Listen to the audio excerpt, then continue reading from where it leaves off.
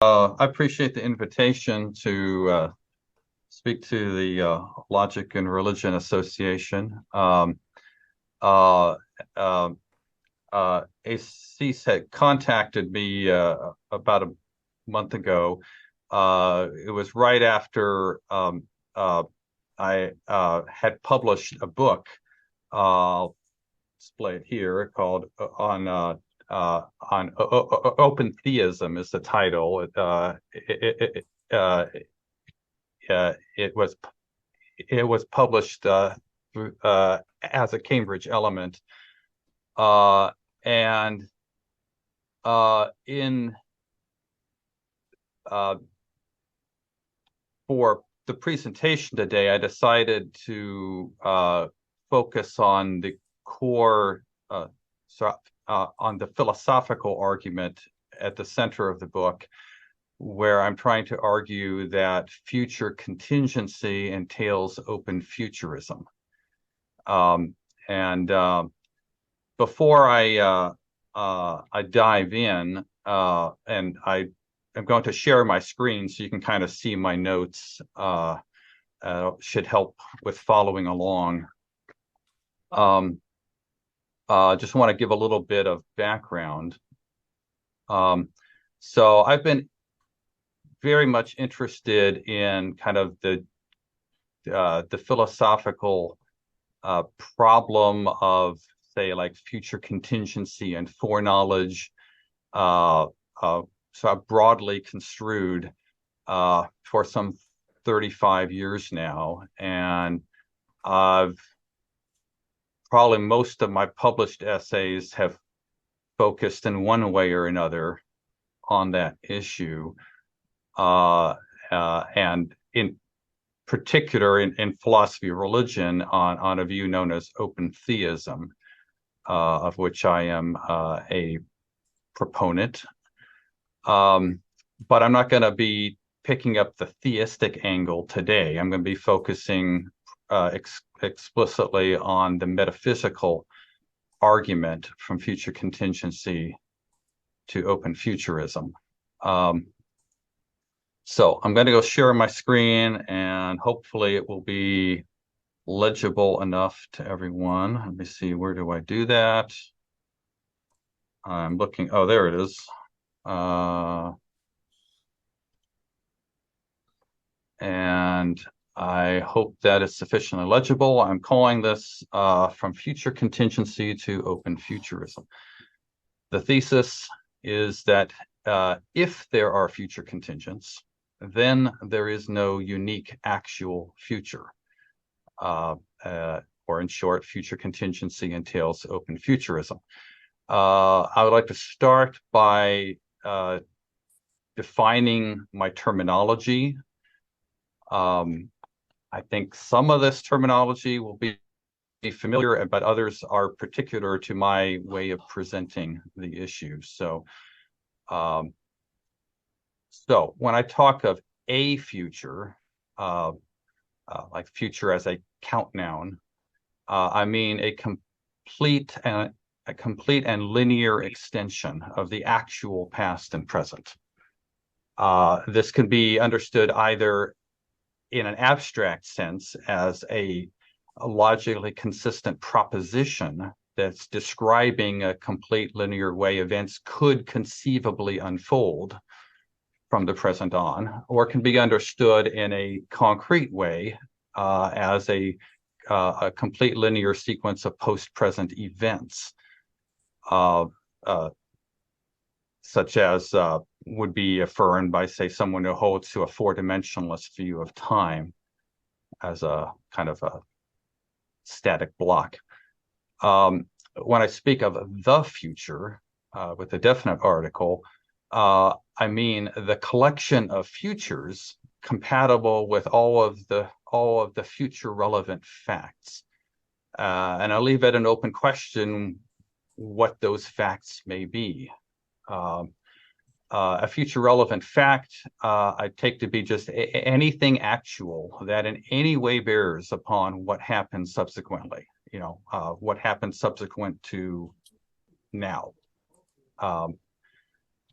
This conception of the future is intended to be neutral with respect to whether there is a unique actual future.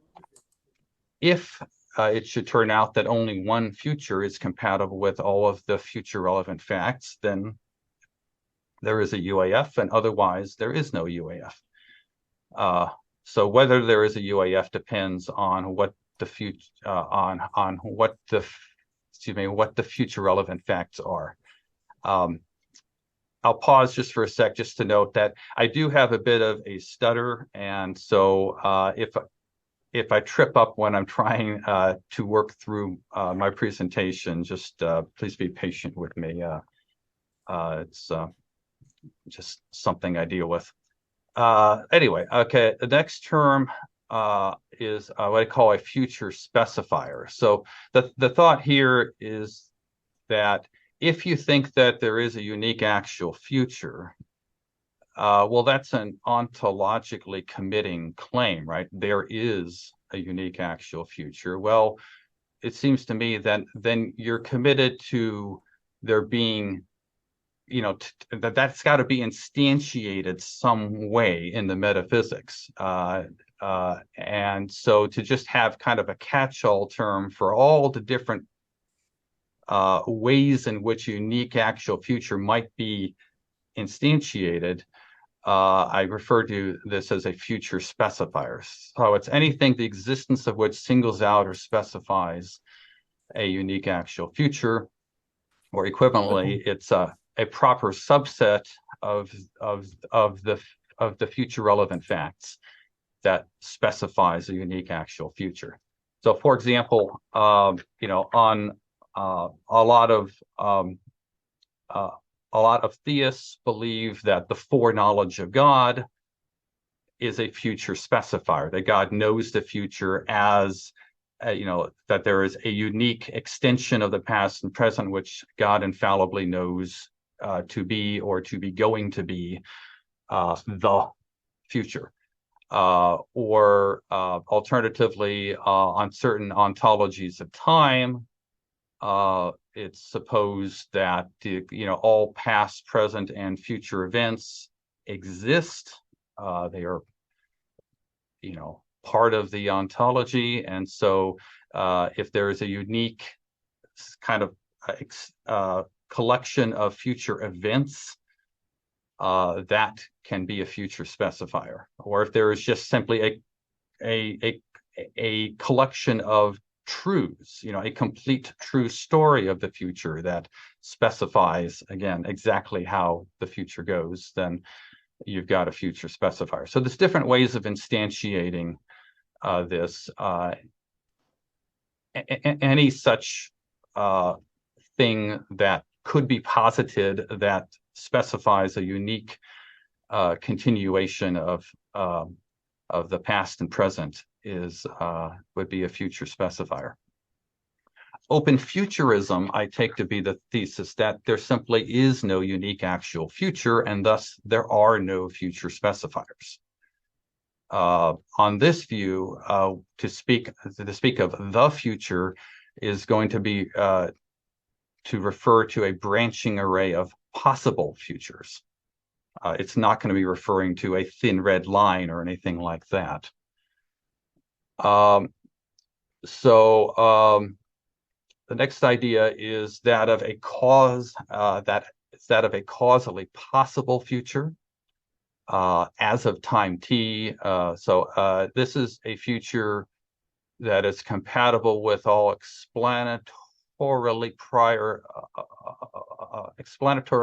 causal constraints on what can happen after t. This could include, well, of course, the conditions at t, any natural laws, and any sort of supernatural influences, divine concurrences, interventions, what have you, that might in any way bear on what can happen after t. So anything that could be thought of as constraining what can happen from here on after. By future contingency, in general, kind of in an abstract sense, I just mean the thesis that there are multiple causally possible futures. That there are multiple ways the future really could go from here on out. When I speak of a future contingency, like a particular future contingency, I mean essentially that here's a point at which this tree of causally possible futures branches, right? So if we think of, if we were to posit that there is some truly indeterministic event, like a coin, flip it, we suppose that's strictly indeterministic, then there's going to be a branching point there where either the coin lands heads or it lands tails, and either of these is causally possible. I give the example here of the sea battle tomorrow. That again, if it is a future contingent as of now, then there are causally possible futures in which you have a sea battle, and there are causally possible futures in which there is no sea battle. So it's could go either way. And lastly, when I speak of fatalism, what I mean by this is the thesis that there is a UAF, there is a unique actual future, and it is now unpreventable. In other words, there's a specific way things are going to go from here on out, and there's nothing anyone can do to preempt or prevent, to circumvent that continuation of events. So as I define it, or as when I speak of fatalism, I take that to be a denial of future contingency. So if we assume that the set of causally possible futures is a non-empty set, then fatalism entails that there is, as of now, exactly one causally possible future. So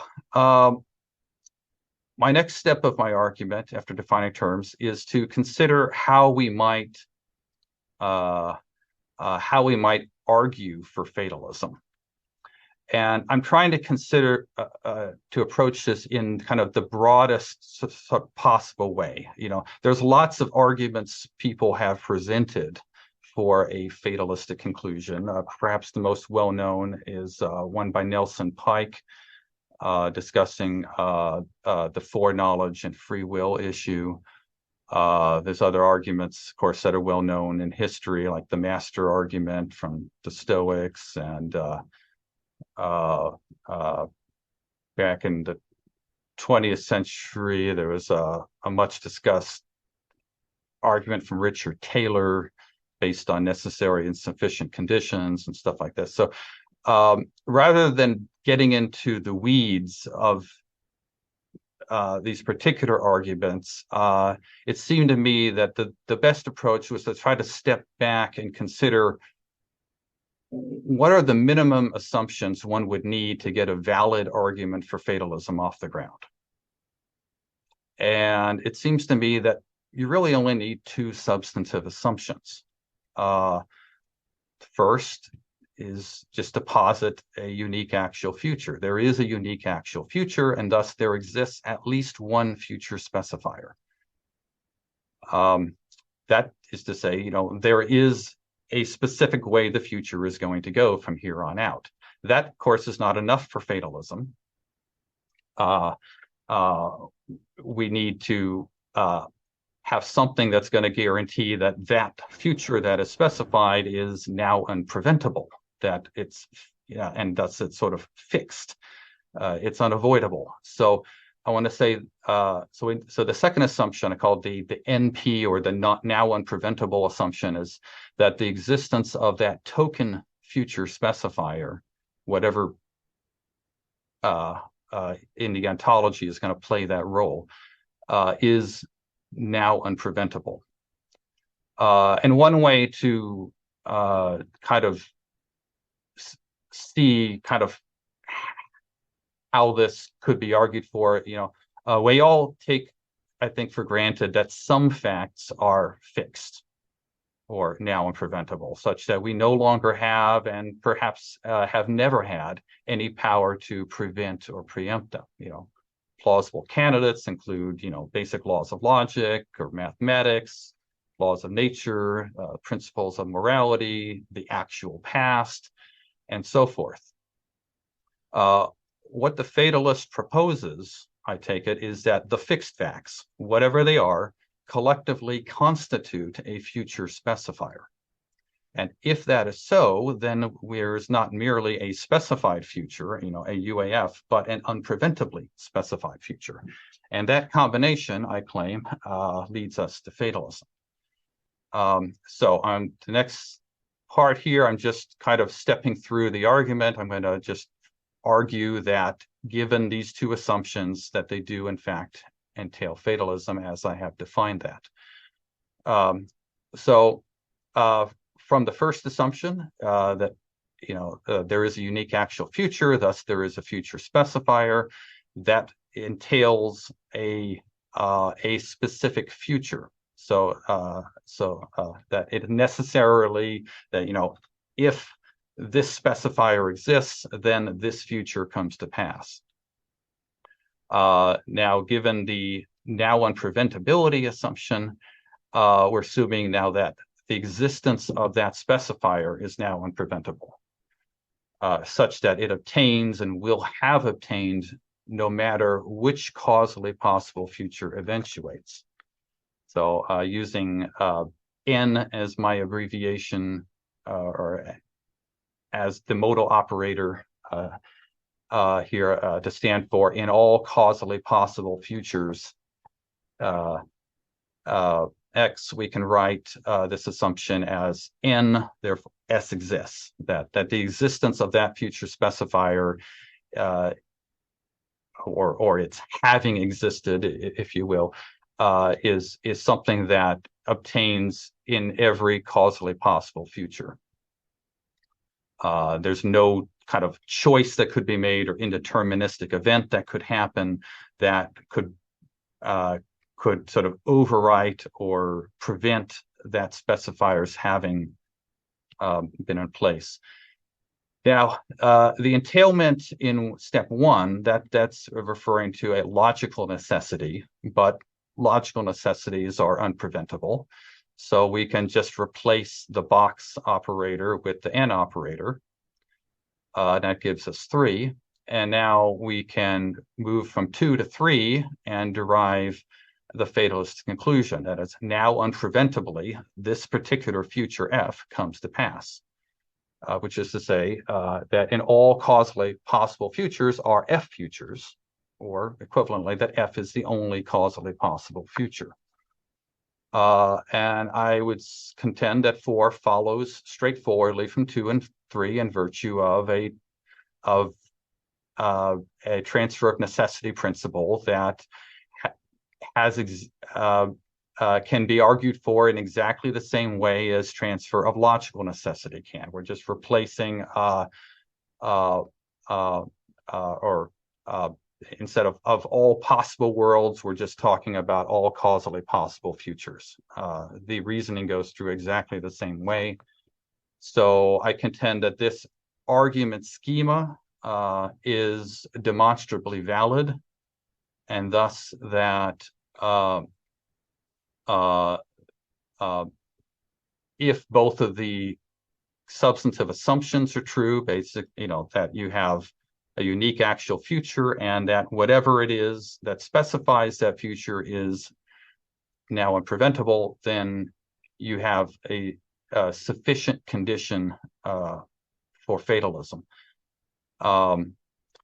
If that is right, then anti-fatalists have only 2 options at the end of the day for rebutting an instance of this argument schema. One is to deny the first substantive assumption and embrace open futurism. Basically just deny that there is any such thing as a unique actual future. There are no future specifiers, and so there are no unpreventable future specifiers.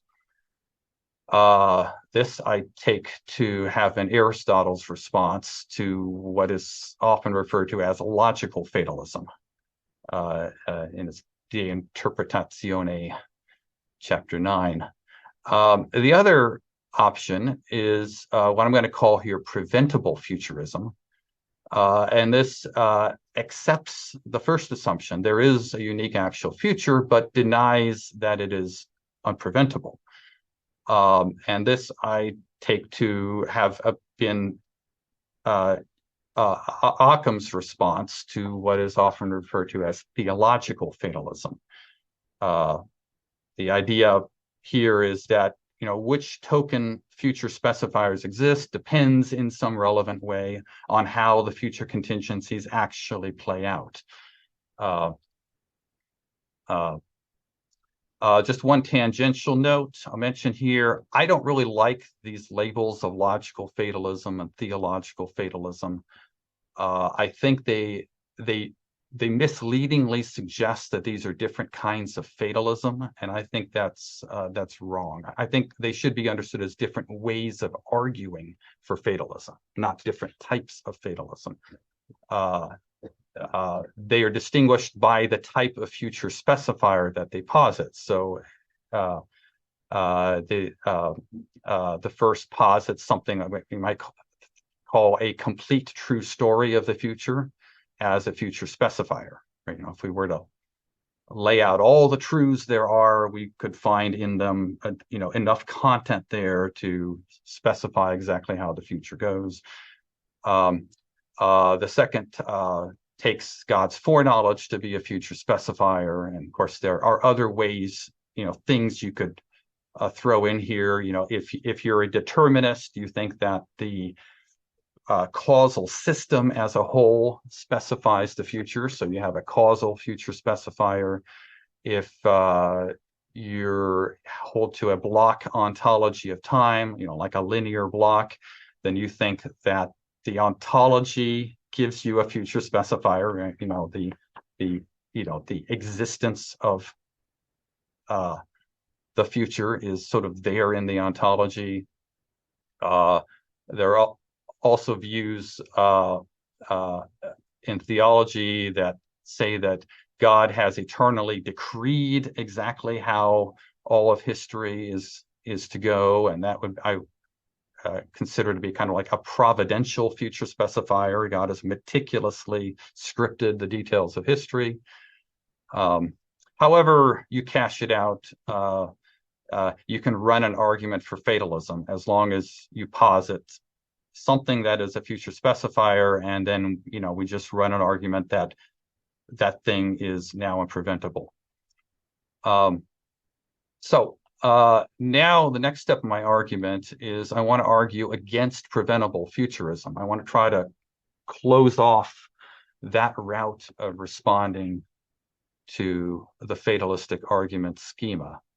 If I succeed in this, then and if the schema I presented for fatalism is sound and everything, then it will follow that open futurism is the only coherent response to that to fatalism, which will lead to my thesis, namely that future contingency, or AE anti-fatalism, entails open futurism. So at first glance, it looks like both open futurism and preventable futurism are effective at countering fatalism. Each denies the key premise of the argument schema that I presented. But now I want to argue that preventable futurism is not really a good counter because it's metaphysically incoherent. So yes, it does address a premise in the fatalistic argument schema, but it runs into another problem that prevents it from actually working. So I'll give you a short version of the argument that's kind of more just intuitive, and then I'll kind of walk through a step-by-step argument that tries to derive a contradiction. Preventable futurism, which I'm abbreviating as PF here, says that both there is a UAF that singled out by one or more future specifiers, and that the content of those future specifiers, because it's not now unpreventable, the content of those future specifiers remains to some extent yet to be decided, because it depends on how future contingent events actually turn out. But to use an analogy, if a novel, say, is complete and in print, then it's like we have a uniquely specified story, right? The story is done. Its content is it's in print, its content is fully decided. At that point, it's too late to make revisions, right? You can't sort of prevent the end of the story by writing it a different way, right? Because it's on the other hand, if parts of the novel remain to be decided, sorry, got to put my phone on silent. If parts of the novel remain to be decided, then it seems that it's still in the process of being written. We're not past the page proof stage yet. We're still working through revisions. Things can change. So at that point, it's not yet complete. So it seems to me that preventable futurism wants us to think of the future in both ways at the same time, to say it's complete, the full script is there in some way or other, and yet it's revisable. I'm saying it can't be both. You can't have your cake and eat it too there. Or as I express it here, the problem with PF is that it requires us to take both of two incompatible perspectives on the future with full ontological seriousness. On the one hand, it requires that we consider the future as a complete determinate totality. It is from this perspective that preventable futurism affirms the existence of a unique actual future. On the other hand, it requires that we consider the future as containing yet to be resolved contingencies. It is from this perspective that it affirms the reality of future contingency, and I claim that one cannot have it both ways. These two perspectives are mutually incompatible. Only one of them can be the objectively correct or the God's eye perspective of the unrestricted existential quantifier. So I'm going to kind of just walk through this argument quickly, and then I will explain the major steps in the argument. So first claim is just to posit preventable futurism. This is an assumption that I'm going to try to derive a contradiction from. The next several steps, the lines 2 through 6, are just trying to draw out implications. If preventable futurism is true, well, then that leads to, in step 2, it means that there are future contingencies, and there exists at least one future specifier, call it S. By definition of futures of what a future specifier is, well, if there exists a future specifier, then it includes information specifying the outcomes of all future contingencies, if there are any. There exists a future specifier that's claimed by preventable futurism as its strategy for responding to fatalism. It concedes that, but then affirms that there are future contingencies. So line 6, therefore, S includes information specifying the outcomes of all future contingencies. So I'm just going to jump down here to my explanation of lines 2 through 6 a bit. Again, all I'm doing at this point, I'm just drawing out consequences of preventable futurism. If it's true, there is at least one specifier. The job of a future specifier is to specify a unique actual future. So whatever form that specifier takes, if it includes future contingencies, then seems obvious to me it's got to contain information specifying the outcomes of those contingencies. I use the term information because it seems to me that it's the content of that specifier is what is singling out the unique actual future. And so, all right, now to line 7. My next, and this kind of goes from line 7 to 11 to line 10. The next key claim I want to make is that I want to argue for the ontological dependency of future specifiers on what I'll call future contingency resolving events.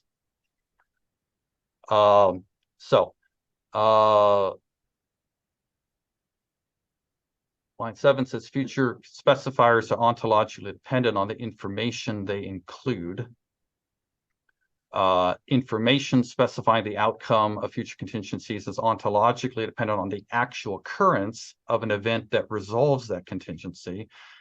This dependence is transitive, and therefore S, our future specifier, is ontologically dependent on the actual occurrences of all future contingency resolving events. So let me step down here a bit by way of trying to explain my thinking here, and then I'll jump back up to continue the argument. So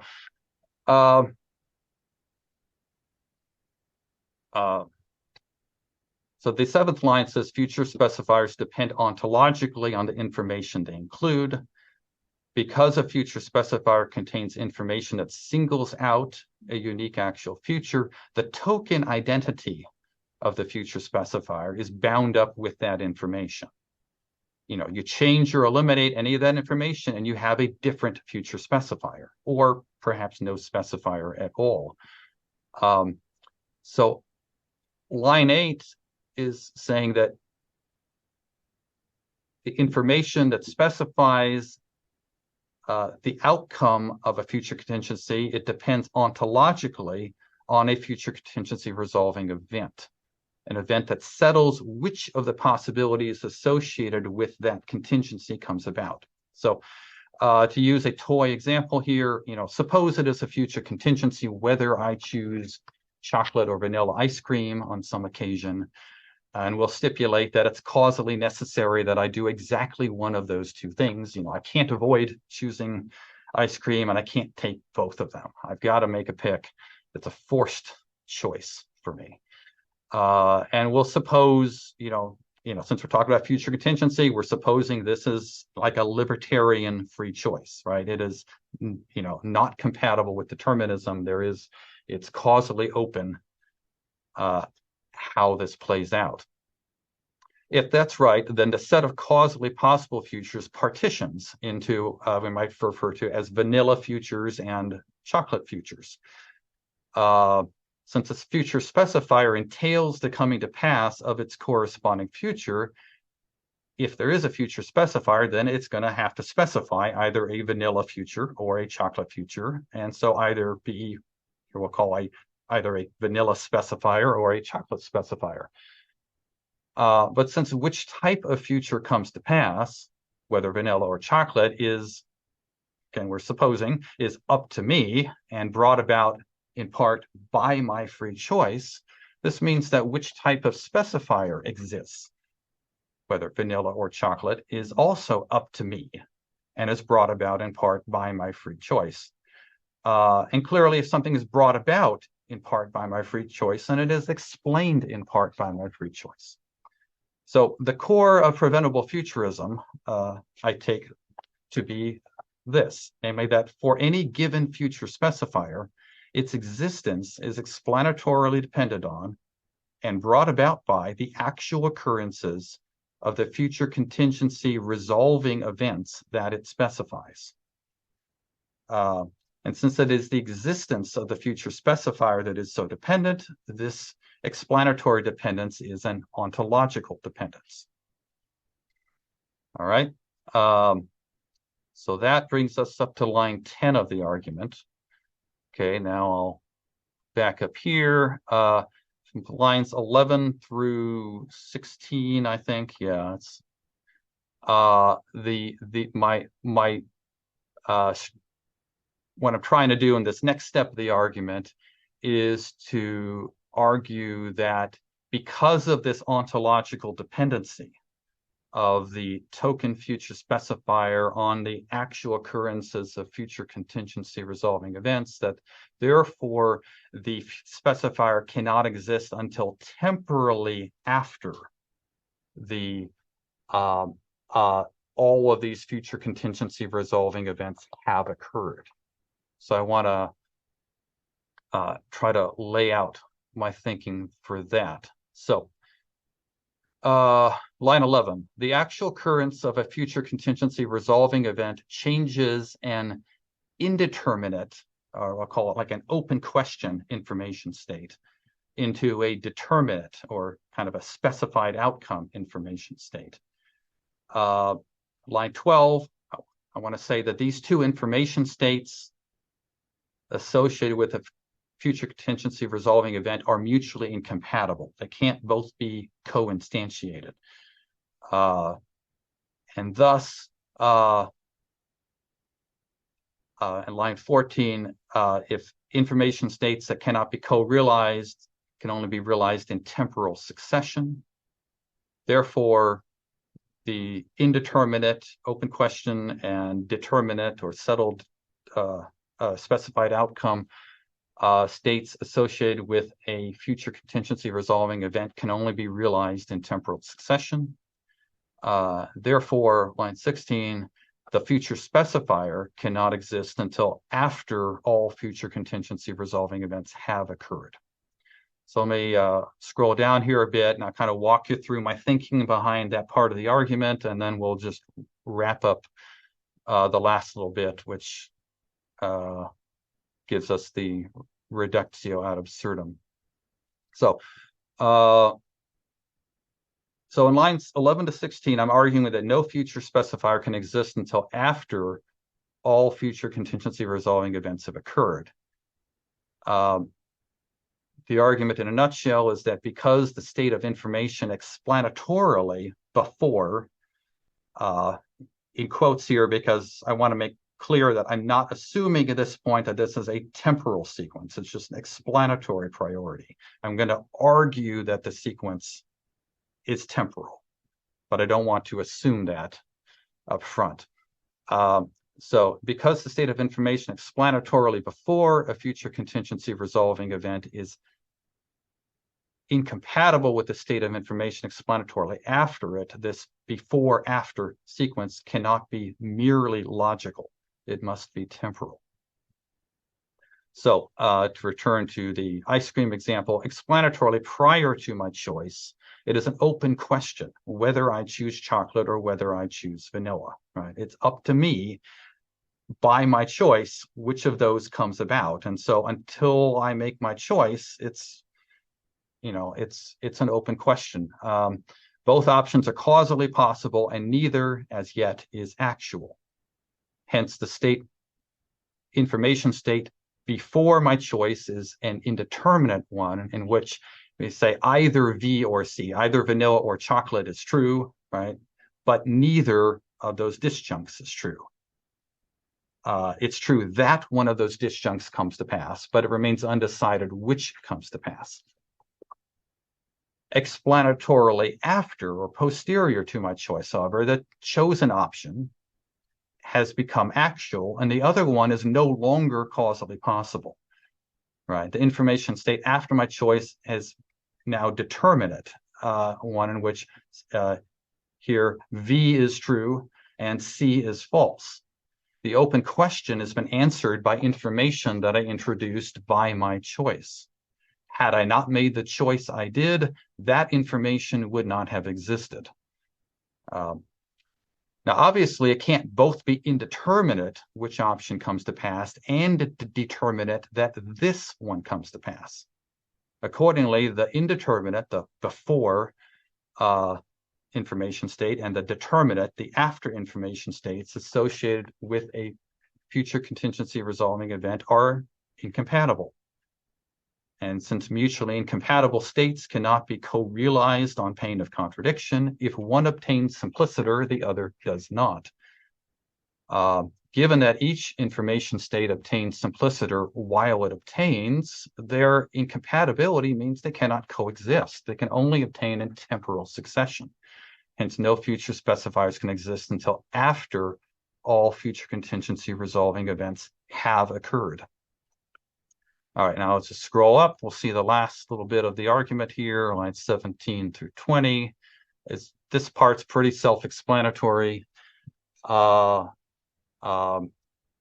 17, if all future contingency resolving events have occurred, then there are no future contingencies, right? It's already happened. All the future contingencies in the past, which is to say there are no future contingencies, right? They are, say past contingencies, but they've all been resolved now. So the future is no longer open. So if that's right, then it is false that all future contingency resolving events. Oh, from that line and from line 5 up above, which was one of the entailments of preventable futurism, which denies since preventable futurism says that there is future contingency. Preventable futurism is committed to claim that it's false that all future contingency resolving events have occurred. And then from 16 and 18, we can infer that therefore the future specifier does not exist, because if it cannot exist until after all these resolving events have occurred, and it is not the case that all these resolving events have occurred, then the specifier doesn't exist. But then comparison with line 4, we can derive a contradiction that a future specifier both does and does not exist, and that completes our reductio. So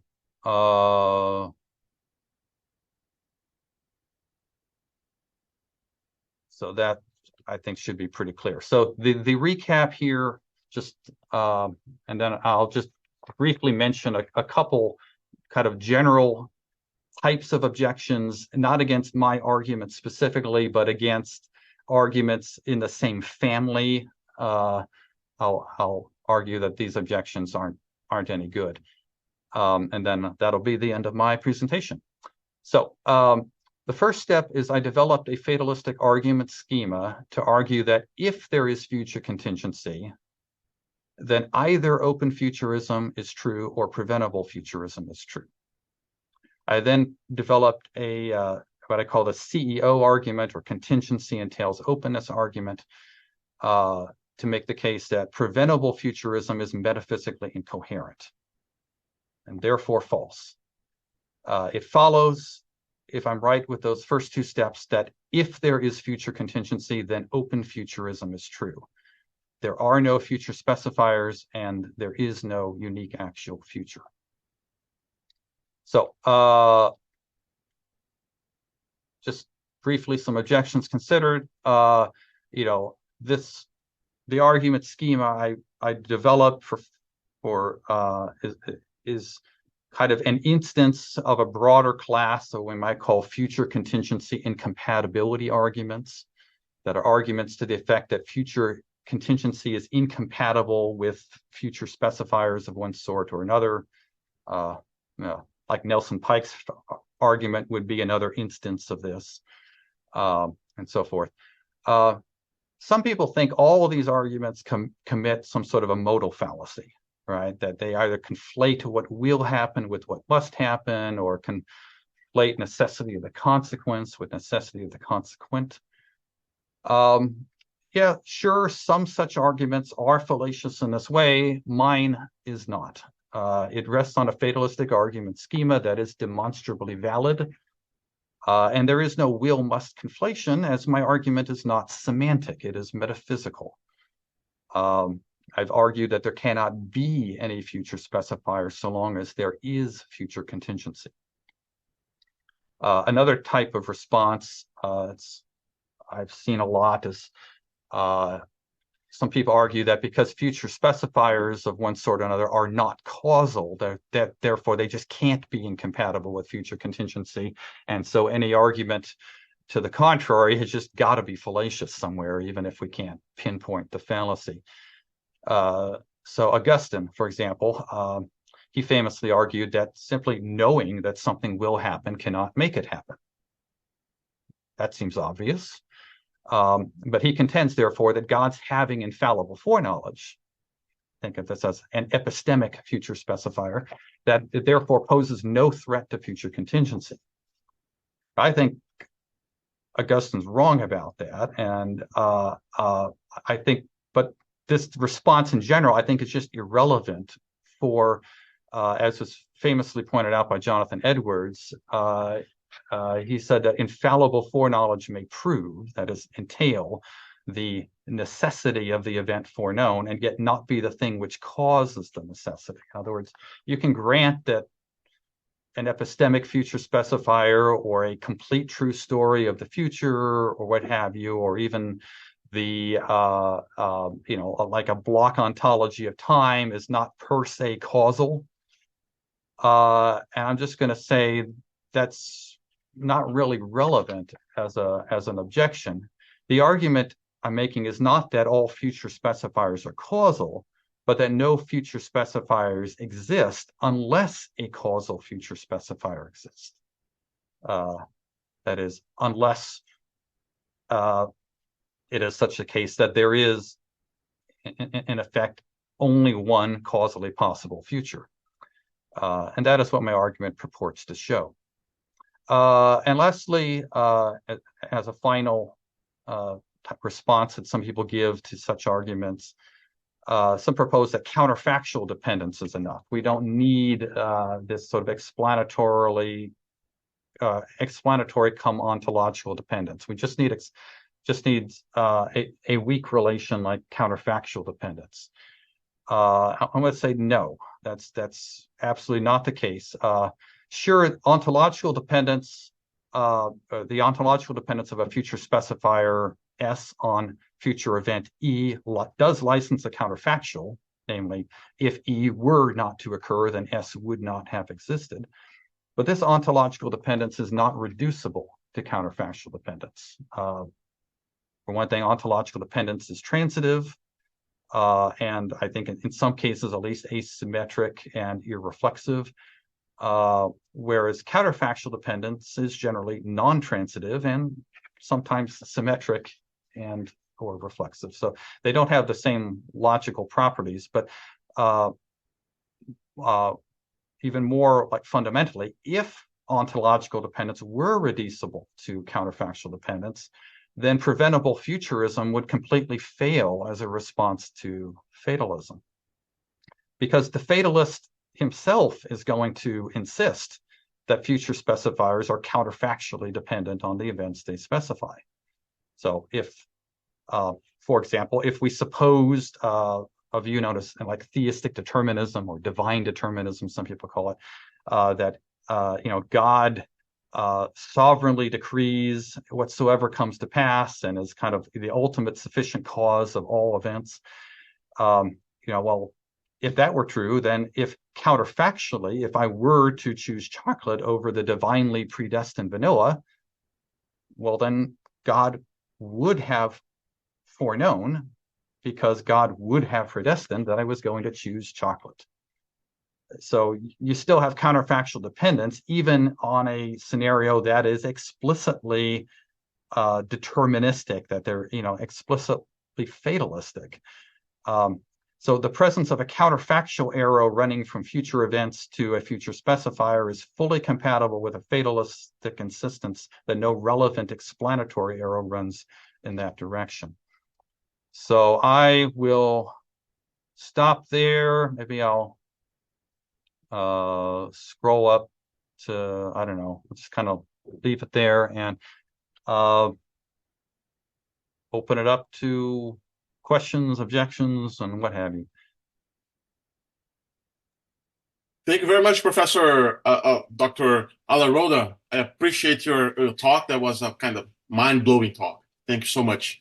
I want to open the floor to questions right now, so you can either use the chat to ask questions. You can just raise your hand, and I'll let you speak in the order I received the request. Okay, please, questions.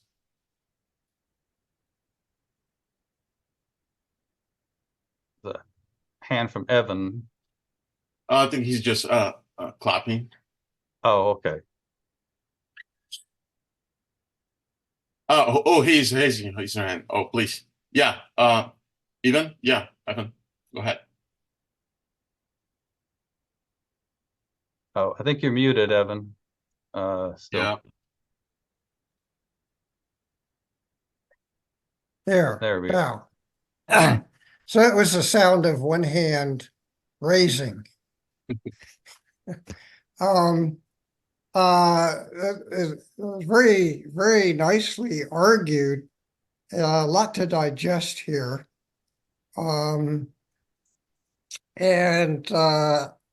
it seems to be that a lot depends on, or may depend on sorting out different modalities. So I just want to see what your response is. If somebody says, well, the operative modality here seems to be causal, and it's linked to the notion of explanation. That's right away, I suppose, something that needs some careful thought, because it's not immediately obvious that every explanation is a causal explanation. But in particular, I wonder, on behalf of a theist who, excuse me, who thinks that miracles are possible, what is your response if somebody says, well, all the causal conditions can be as you say, and you can have a fully detailed causal specifier, and then God can step in and perform a miracle, which is something that's, a lot depends on what you think miracles are, but it's not unusual for somebody to say, I myself think fallaciously, but not unusual for someone to say, oh, well, a miracle is something that somehow overrides or circumvents what's causally possible, what's possible relative to the laws of nature, right?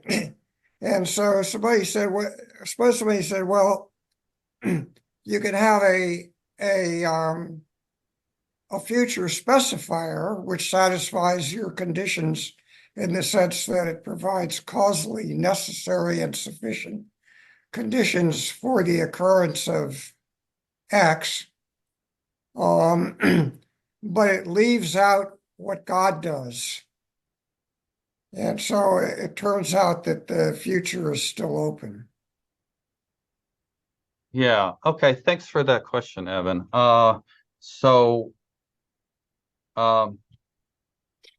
First, regarding the relation of, say, explanation and causation, I don't think I'm assuming that all explanations are causal. I would want to reverse that and say all causal, or so, like if it's causal, if it's causal, it's explanatory, but of course not everything that's explanatory is ipso facto causal. Regarding the miracle thing, so the way I defined the causal openness, and I'll scroll up here. So a future is causally possible if it's compatible with all explanatorily prior causal constraints. So if in the theistic example that you proposed, if we suppose that it is still up in the air whether God is going to, say, step in and tweak with the laws of nature, or do a local miracle that prevents, like a bullet is fired at somebody's head at point blank range, and God instantaneously turns it into, a blast of air or something, right?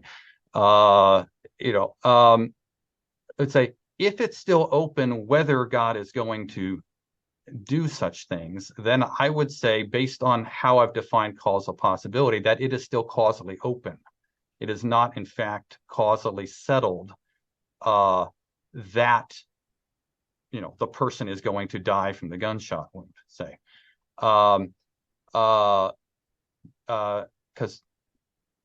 Because I want to include, in terms of causal possibility, any conditions that might bear on what can happen after T, and that includes any supernatural influences.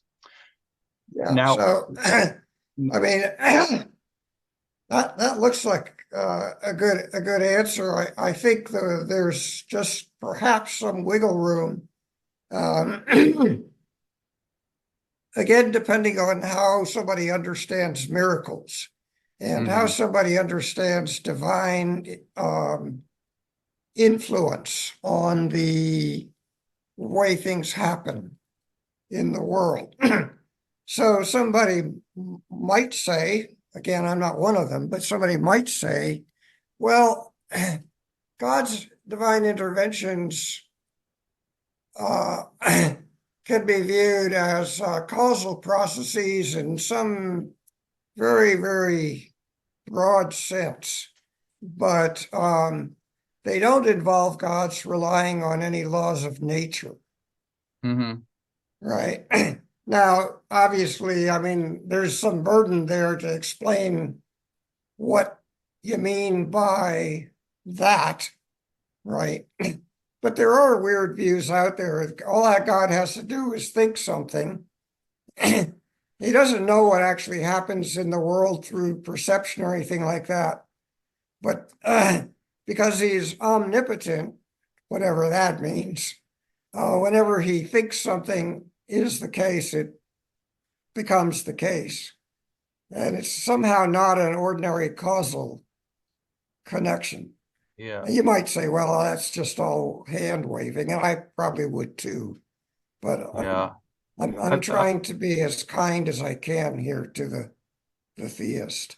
Yeah. I mean, some versions of theism, in fact, this is quite a common view, are going to distinguish between like two different dimensions of causation. You have like the horizontal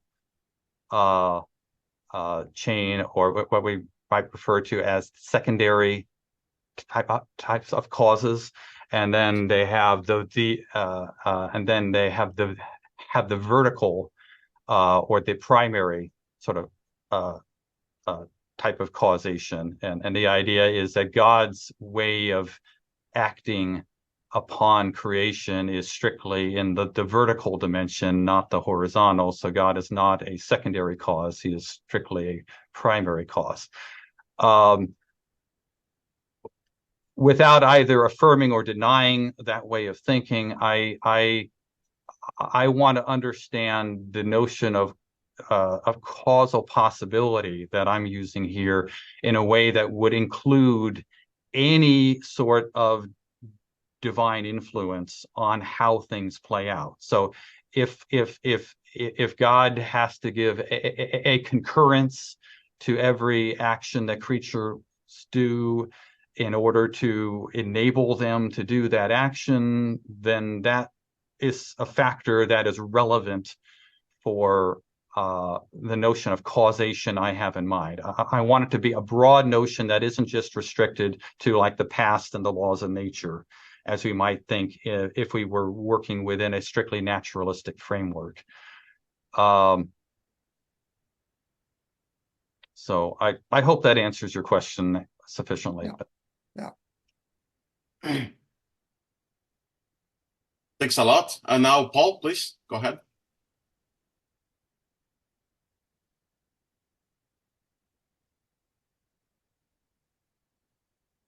There.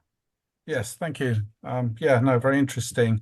Yeah, for me, there's a couple of issues, but the main one is I think if you select some fundamental relations or properties, and say only one of them for a set of them is necessary, the contingency seems to suggest that that doesn't matter. So how chance is related to events and causality, it can be just a language type of game. It doesn't, it doesn't matter. But if you believe there's a fundamental relation between say chance, events, and causality, then then that suggests your logic you would be different, I think. But anyway, yeah. I understand your need for broadening it out, but then I suppose you could separate sort of fundamental relations from, say, essential ones and maybe trivial ones. Okay, Sorry. I guess I'm not quite following the point you're making. Well, could you give me an yeah, sorry. example of what you have in mind, or?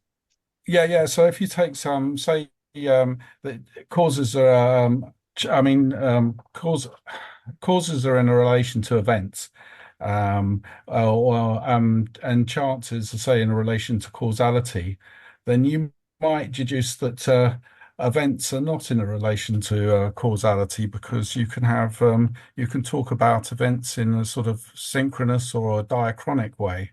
Um, and that's quite important because it kind of would throw all your science out of kilter if you could have it either or. If your notion of synchronous relations could be flipped like a coin to diachronic and vice versa. So that's the issue I have with this idea of contingency. It's sort of it challenges maybe the idea of a fundamental relation or being able to infer one.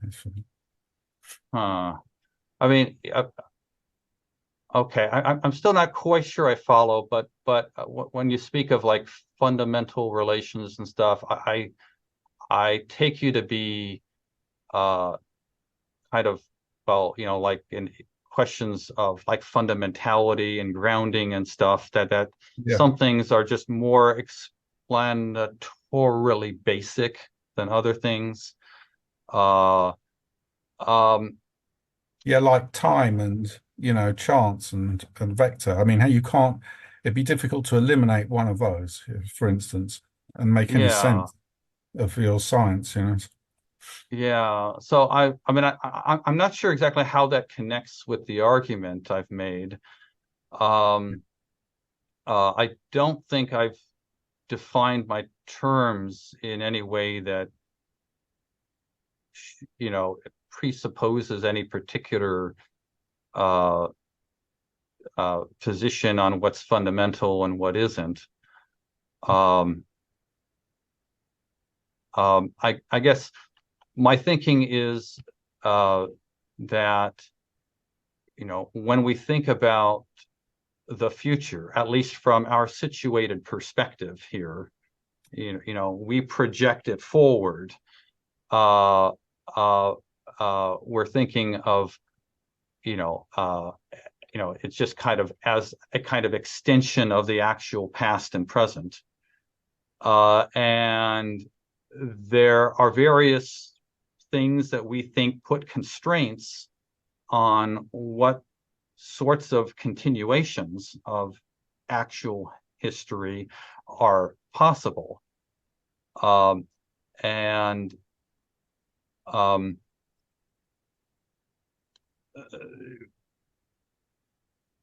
So those constraints may be sufficient to, at least on some modalities, at least to specify a unique continuation of history, or they may be insufficient for that purpose. And I think when we're talking about future contingency, at least the way I think that has normally been approached by people who've, been worried about like the free will and foreknowledge issue and stuff, has been to understand future contingency in a causal register, that that's sort of the relevant type of modality that we're focusing on, not like whether it's metaphysically contingent or logically contingent or something like that, but whether like the worry about, if God has the traditional kind of foreknowledge that most people have ascribed to him, then the future is already completely laid out from God's perspective, and does that have any implications for whether we can make free choices here and now? That seems to me to be a broadly causal question at that point. So and I'm not quite sure if that addresses the point you're trying to make, because I'm not sure exactly how your point interfaces with my argument, but I hope that helps somewhat. Yeah. Yes. Yeah. Okay. Thank you. Thanks. All right. Thank you. Thank you, Paul. I mean, one thing that may help a little bit Paul's question, because I think that Paul's question is super interesting. It's interesting. I mean, there is one thing in your argument, Dr. Allen, that might be, I mean, at least myself, that taught me as an instance of something that maybe should be considered as fundamental. Isn't your view of time a fundamental one? The one that you, because that's actually would be one question that I had in mind, but because you seem to be committed to the tenseless view of time, right? I'm a presentist actually about the ontology of time, but I don't think my argument depends on any particular ontology. I tried to construct it in such a way that it would be independent of whatever one's view is. My claim is simply that if there is a future specifier, however that is realized in the actual ontology, then there cannot be future contingency. So on sort of the typical sort of B theory of time, model where you have this static block, like eternalism, past, present, future events are all equally real from, kind of the God's eye perspective of things, then on that model, you have a future specifier in the ontology, right? Now, if you were to replace that with something like, say, Storrs-McCall's model of the branching future, where he proposes that all causally possible futures are equally real. I don't know if anyone who's followed him in that. It's kind of an interesting view, but his view would be, an ontology that denies an ontically specified future, right? A presentist view, that says future events just don't exist, would deny that the future is ontically specified. But a presentist might be, say, a determinist, might be a theistic determinist, say, and think that God has sovereignly ordered, every event. And so you could say the future is ontically open, but causally settled.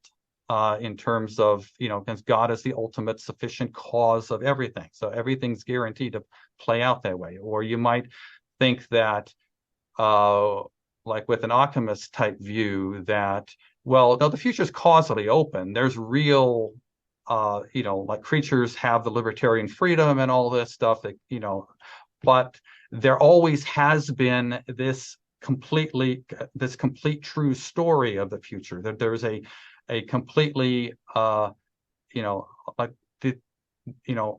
has always known from eternity past exactly how it plays out. And if he's known it, well, then there's got to be a set of truths corresponding to that knowledge. And so it's, the truths are there, even if there isn't any ontology or or causal story there to underwrite those truths.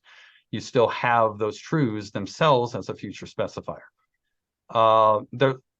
So there's different ways in which one can sort of think about the future and whether it's open in this respect or in that respect. And so in my work, I've tried to kind of tease these different ideas out, from the causal and the alethic and the ontic, the epistemic and the providential, and so forth. And because I think a lot of discussions have conflated those with one another. And in theory, one can think the future is open in one respect without saying it's open in the other respects.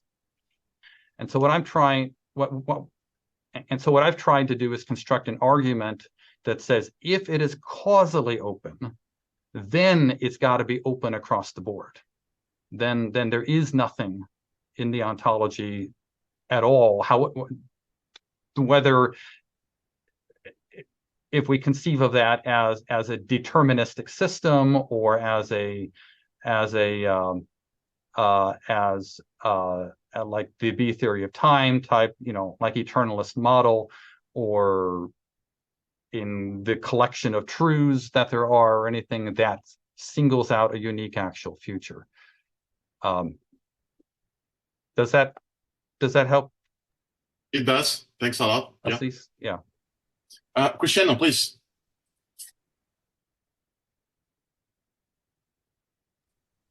I was unmuting myself here. Professor, first I'd like to say that it's an honor to talk to you. I study open theism for a long time, I think already for 10 years in Brazil. And you've been quoted a lot.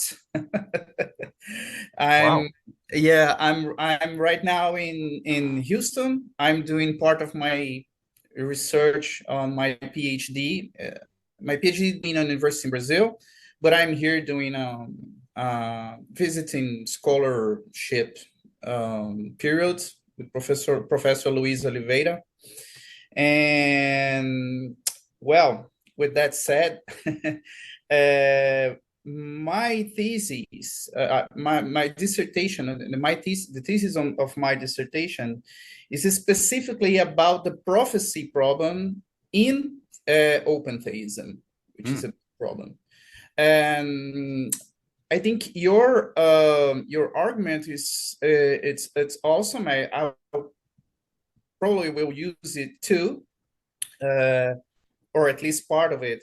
But for, what I have is a lot more consultation than a question. Well, it's a question too, but a few points that I would like to make sure that I understood right, okay? Or there's something that I need some fine-tuning here, okay? I agree with you about the time nature thing. I'm also a presentist, but I also think that open theism serves well. It fits pretty well in a growing block environment, a shrinking block environment, etc. And I even have some solutions that I thought using the shrinking block solution, like for instance, when all futures are true, so future is still open because our possibilities are true. But I'll not go there. What I really would like to make clear is, what's your position when you are talking about fatalism and determinism, okay? Because a huge part of the problem that I'm researching right now has to do with some assumptions of open theism that are already present in the openness of God, for instance. Rice will talk about prophecies in terms of three kinds of prophecies. One that will express God's intention, no discussion there, because if God will do something, he will do whatever he wishes to do. Another one that is conditional, so he prevents,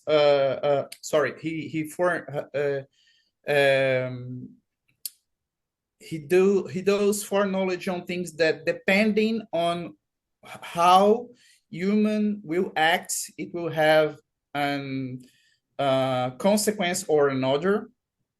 Like, if you people of Hebrew do that, then something will happen, or if you do not, something else will happen, etc.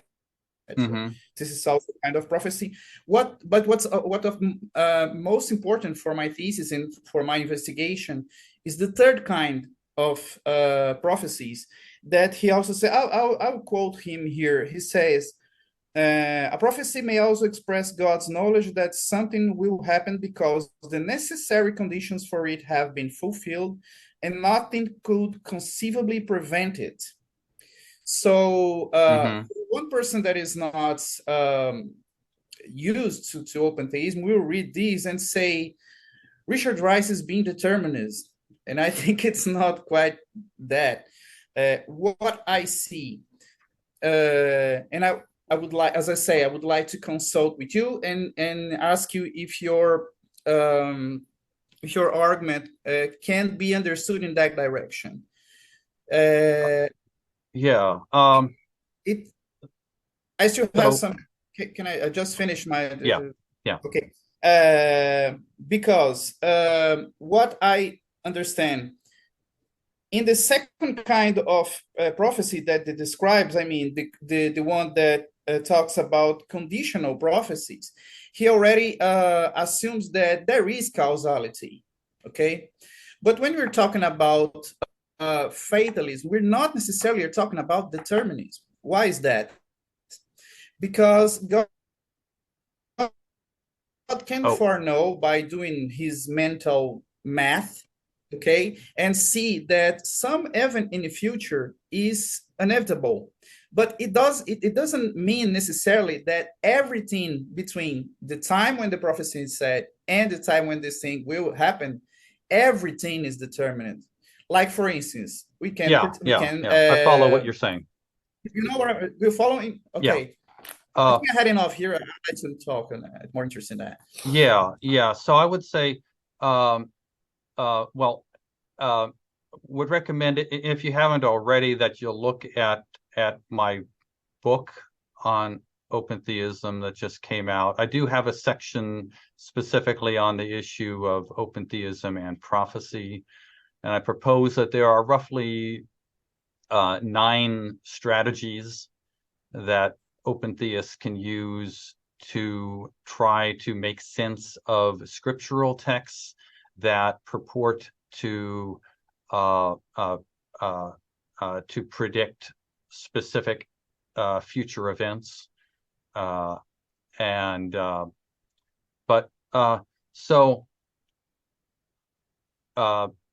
there are usually like 3 different ideas that are most commonly thrown out by open theists. One that you mentioned is that God can foreknow things that he has unilaterally determined, like in his intentions to bring about. So God's going to bring it about one way or the other, whether that requires a miracle at some point, or whether or God's going to set up a deterministic causal chain that ensures it, or what have you, or use some kind of a Frankfurt type contraption to prevent any sort of deviance from the let me take one step back. So the core claim of the open theist is that God has intentionally designed a world that is open-ended, that it is causally open. And the open theist, in line of the kind of argument I presented here, thinks that if the future is causally open, then it's got to be epistemically open for God. Hence, there is no unique, that the foreknowledge of God doesn't specify a unique actual future. And the open theist is going to want to say that the reason the future is open-ended this way is precisely because God wanted it that way, right? So God gets to decide up front exactly how open things are. And by designing, the initial conditions of creation, by specifying what natural laws are in place, along with God's own, along with his policies of intervention. Like under what conditions, if any, would he interrupt the natural order? And by deciding what types of creatures to create and what sort of powers and abilities they'll have, that God controls the full range of what's causally possible and what's not. And so at any, if there are certain causal possibilities that God simply doesn't want to be on the table, well, in one way or another, he's going to make sure they're not on the table, either by not building them into the system from the get-go, or by intervening in the system at calculated points in order to, foreclose those possibilities. Now, I've talked about how this idea of a future contingent is an event that occurs on multiple causally, or that occurs on some causally possible futures and not on others. So there could be some events, such as if you're a Christian, you think that the eventual return of Jesus to earth, referred to as the second coming, that's going to happen one way or other. It's something that it's a settled part of God's overall cosmic plan. So we could say that on every causally possible future, at some point in the future, Christ returns. That doesn't mean that event that all the events along the way are determined, because exactly when Christ returns or the specific circumstances of that may be completely unspecified, right? It may be something God has left open. It remains to be seen exactly when Christ comes back, or exactly under what circumstances he returns. But that he returns is something that's God's not left open, right? And I think that's the kind of scenario that you were gesturing toward, right? So right. Would be anyway. Does that help you at all? A little, but the example you gave, Professor, is one example of that will fall in the first kind of prophecy, which is dependent on God's will. It doesn't solve the third kind prophecy problem that will say that now and then, depending on the combination of things, okay, you see, things will be in a very rare instance that will lead to something inevitable. It's kind of a fatalist bubble inside the open future world. You see, like I'll give you an example. Reviewing that Peter will deny Jesus before the morning.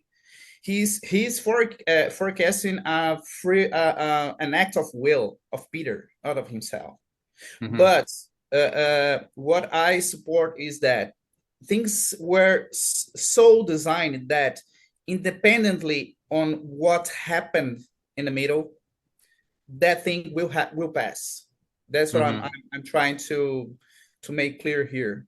Okay. Because you do not prevail, you do not foreknow a free act unless it's really unavoidable. And why it's unavoidable? Because the word is determinist. That was what I am trying to defend. Not necessarily. It doesn't have to do with determinism. It has to do with causality. It has to do with the combination of things at the moment of the prophecy, when the prophecy was uttered, but not necessarily with determinism. I think that what I'm defending are two things. First, it's possible fatalism without a sort of fatalism without determinism. And second, sometimes it is possible for God to have an epistemic knowledge of some event in the future, in rare, really rare situations, but it's possible sometimes. Yeah. That's what you see? Not entirely sure, but I mean, I would distinguish like with respect to fatalism, I would make a distinction between like a global fatalism and a local fatalism, right? Some specific things can be kind of like fated without everything being fated that's connected with that event, right? So to use perhaps one like classic example, like the story of Oedipus. His dad was a king, and he heard some prophecy that his son would one day grow up to kill him, and he decided, you know what, I'm going to try to preempt that prophecy, and he sends his son off to grow up in the countryside, and lo and behold, through a sequence of events, things play out exactly as was predicted.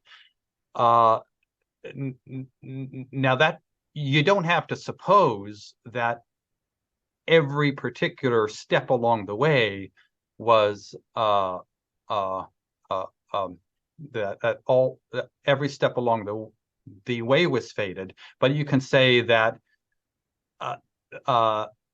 it was fated that this outcome's going to happen one way or another, and so we can imagine that there are multiple paths to get to that end result.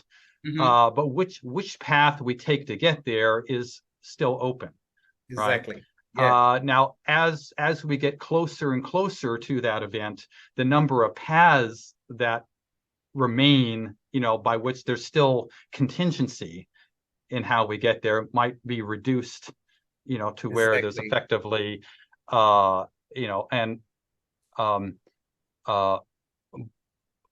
so say if there's some outcome that say God wants to happen, he has he could either intervene up front and set things up like the dominoes so that it's kind of determined ahead of time. Or he could say, I'm going to just let things play out, and at some point contingencies may resolve in such a way that the event has now become determined. Right. It wasn't determined ahead of time, but it effectively is now. Like perhaps in terms of the mindset that Peter was in the night he betrayed Christ. He was under, well, we know from the gospel records, at least as it's presented to us, he was overconfident. He says at the Last Supper, as soon as Jesus says that one of you will deny me, he says, Lord, I'm not going to do that. I'd never do such a thing. And that's when Jesus says, no, you're going to deny me 3 times tonight, and then later on in the garden, he's, saying, guys, you need to pray. Satan's going to come after you. You're going to be under a lot of stress real soon. And if you aren't prepared for this, you're gonna, gonna have a rough time. And Peter did not pray. It says multiple times, he told them, pray, and they were always falling asleep. And then he jumps out and he cuts off the ear of the high priest's servant. It's like he's there primed to prove himself. Jesus, I'm not going to deny you. I'm going to step out and defend you to the death if possible. And Jesus rebukes him at that point. And now he's probably a bit confused, and then he sees what's happening to Jesus. He's, as he's dragged off, and just in terms of his mindset, then it may be at that point he was so vulnerable that it only took a little bit of pressure from somebody saying, to challenge him, like, oh, you're one of his disciples too, for him to just automatically deny Jesus. That may not have been inevitable earlier in the night, but at that point, under the pressures of the concrete situation, it's something, and then eventually, you have the cock crows twice, that kind of snaps him out of it, and he realizes what he's done, and he goes off and weeps. So the thought is there then that God has a choice in how he wants to get to his end results, and he can either try to front load it all, or he can leave things open-ended, see how things play out, maybe intervene in subtle ways along the way to kind of nudge things, keep things on track toward his eventual goal. Or if, I think, in like a last case scenario, he can just say, you know what, like he did in the biblical case of Balaam and his donkey, he just sticks an angel in front of the donkey and says, no, you're not going any further, So, it depends on the sort of interaction type policies God has set up. How much is he willing to intervene and, get into the mix, and how, and how much does he'd rather kind of stay hands off and just allow creatures their freedom to write their own chapters in the grand story. I don't know. Helped a lot, Professor. Helped a lot. I think that the last part, the part of being omnibenevolent, all good and ethical, it got it covered. But for the rest, I think it's exactly the way I think, and then I'm relieved that I was not that wrong on the way I was seeing things. Thank you so much. I really, I don't have I have no means to thank you enough for all the years that I've been reading you. All right. And thank you again for replying to my consultation. Thank you very much. I appreciate, guys. I mean, this interaction that be very interesting. It was very interesting. Before we finish, actually, I want to make sure you guys have any additional questions. Dr. Rhoda, you have time to one more question. How's your time? I've got time. Yeah, I'm not. Okay. Yeah, I'm fine. Okay. Any additional questions? You can just leave in the chat. I have one personal question in the meantime, if anyone wants to ask additional questions. If not, in the meantime, I have one quick question. You know that open theism is a view that it's typically, first of all, it's regarded among traditional theologians as a non-orthodox view of the divine. And for that reason, it's sometimes classified as a heresy, Now, one thing that strikes me as not, I don't even think that it's not even orthodox, because, and I want to see what you think about this, because you are not making any theological, not too many, at very least, theological claims. You are making metaphysical claims, right? Especially about the nature of the world that was set up by God, right? So if there were to be, if there is a theological claim, that's going to be the theological claim. But you are making mostly metaphysical claims, right? For that reason, I don't think it's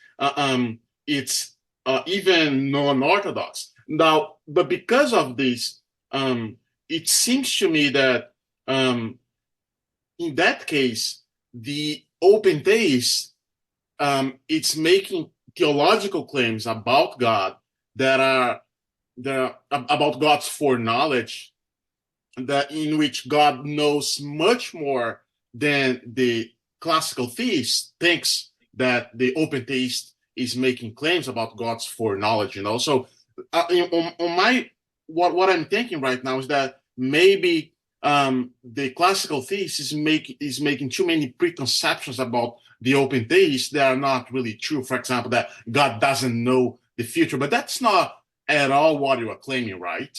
Yeah. Me address that quickly, and then I see there is a question that was put into the chat, so maybe I can tackle that afterward. But so one of the standard objections against open theism is that it diminishes God in some fundamental way, most directly by denying God's omniscience. And I want to say that's a bad objection against open theism, because, well, at least against the sort of open theism I wish to defend. Okay, so in my book, I distinguish between a number of varieties of open theism, and I give my argument for why you should think of it this way and not the other ways. But I think the best form of open theism is going to be what Patrick Todd has called open future open theism, and this is committed to open futurism, namely that there is no such thing as a unique actual future. So what I would say, if somebody says, says that the open theist thinks God doesn't know the future, I'm going to say no. I think God perfectly knows the future, but the future, as I conceive it, is that collection of all possible futures compatible with all the future relevant facts.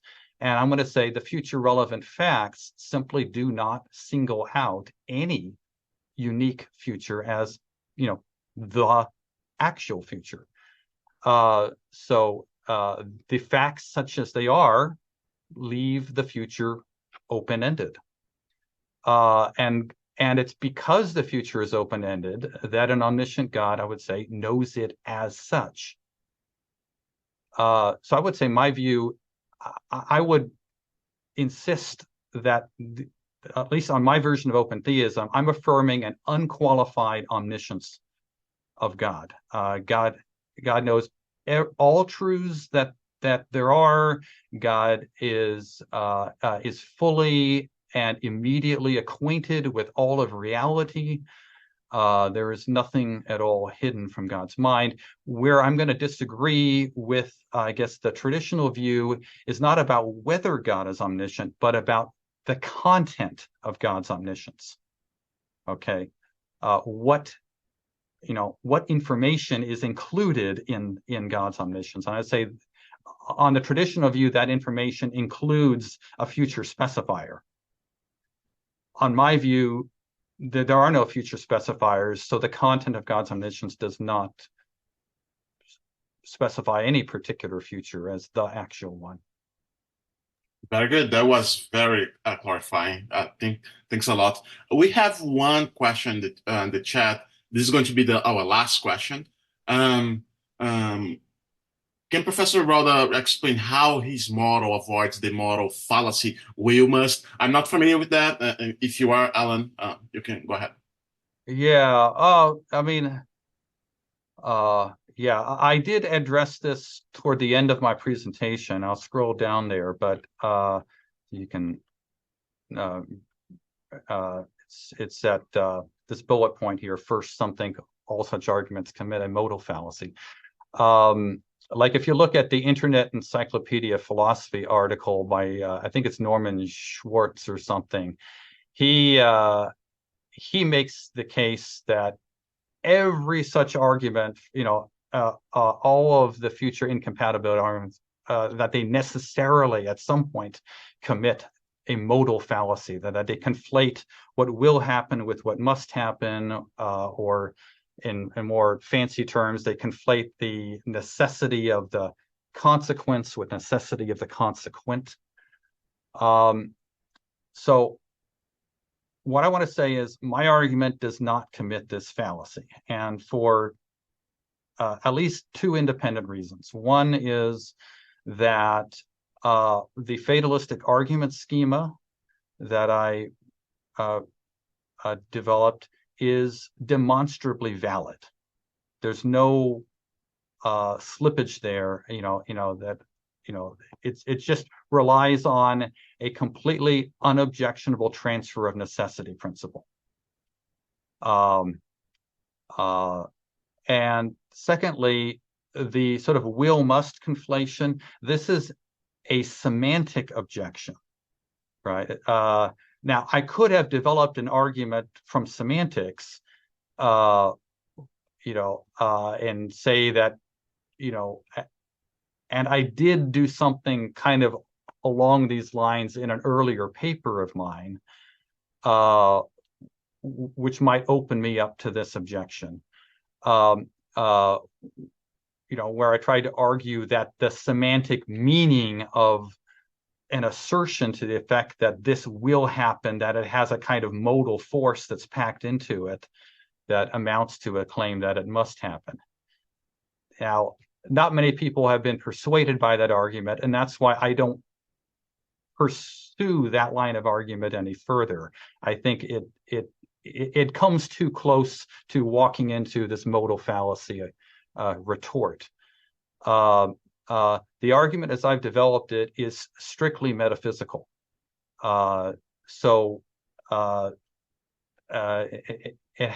It has no reliance on the semantics of how we talk about the future.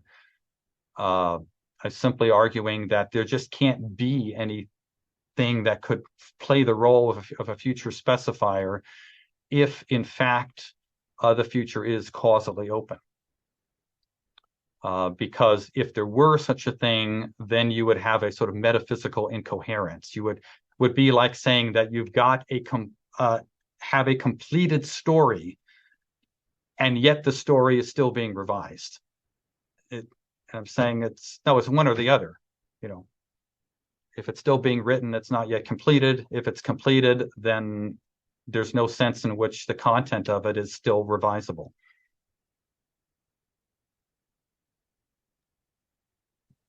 I appreciate so much, again, Dr. Rhoda's participation. His talk to our group. That was very interesting. And I want to take the opportunity to give a round of applause to Dr. Rhoda. That was very interesting, very good. I want to, before I end the session, I want to give a quick announcement. So starting the May of June, our webinars will take place bi-monthly instead of monthly, okay? But you don't worry, you should receive the notifications via email. So instead of receiving one Zoom links monthly, I would just send out notifications every 2 months, okay? And one final thing, so the next session would take place on April 18, and we'll have the presence of Professor Robert Audi from the University of Notre Dame. He will be speaking about future prospects of epistemology of religion. And I hope to see you guys again next month. Thank you so much. Thank you, guys. Thank you, Dr. Rhoda. Thank you all. I appreciate it. Falou, Assis. Abração, cara. Abração. Valeu.